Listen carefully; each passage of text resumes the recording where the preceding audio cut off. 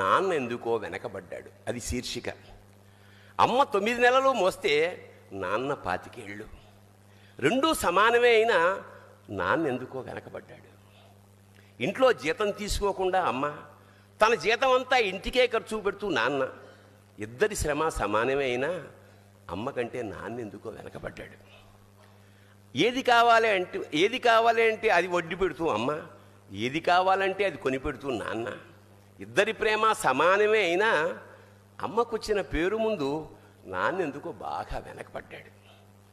ఫోన్లోనూ అమ్మ పేరే, దెబ్బ తగిలినప్పుడు అమ్మ అని పిలవడే, అవసరం వచ్చినప్పుడు తప్ప మిగతా అప్పుడు గుర్తురానందుకు నాన్న ఎప్పుడైనా బాధపడ్డా? ఏమో. ఇద్దరూ సమానమే అయినా పిల్లల ప్రేమను పొందడంలో తరతరాలుగా నాన్న ఎందుకో వెనకబడ్డాడు.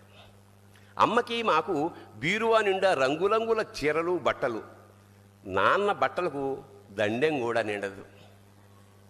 తనని తాను పట్టించుకోవడం రాని నాన్న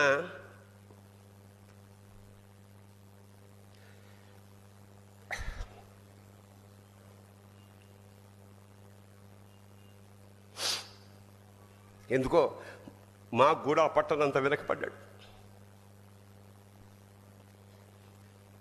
అమ్మకి అన్నో కొన్నో బంగారు నగలు, నాన్నకి బంగారం అంచున్న పట్టు పంచి ఒకటే. కుటుంబం కోసం ఎంత చేసినా తగిన గుర్తింపు తెచ్చుకోవడంలో నాన్న ఎందుకో పాపం బాగా వెనకబడ్డాడు. పిల్లల ఫీజులు ఖర్చులు ఉన్నాయి ఎప్పుడప్పుడు. ఈసారి పండక్కి చీర కొనొద్దంది అమ్మ. ఇష్టమైన కూర అని చెప్పి పిల్లలు మొత్తం తినేస్తే ఆ పూటకి పచ్చడి మెతుకులతోనే ఇష్టంగా తినే నాన్న, ఇద్దరి ప్రేమ ఒకటే అయినా మా అమ్మ కంటే నాన్న చాలా వెనకబడ్డాడు. వయసు మళ్ళాక అమ్మ అయితే ఇంట్లోకి పనికొస్తుంది. నాన్న ఎందుకు పనికిరాడని మేము తీర్మానం చేసుకున్నప్పుడు కూడా వెనకబడింది నాన్నే. నాన్న ఇలా వెనకబడిపోవడానికి కారణం ఆయన మా అందరికీ వెన్నెముక కావడమే. వెన్నెముక వెనక ఉండబట్టే కదా దన్నుగా నిలబడగలుగుతున్నాం.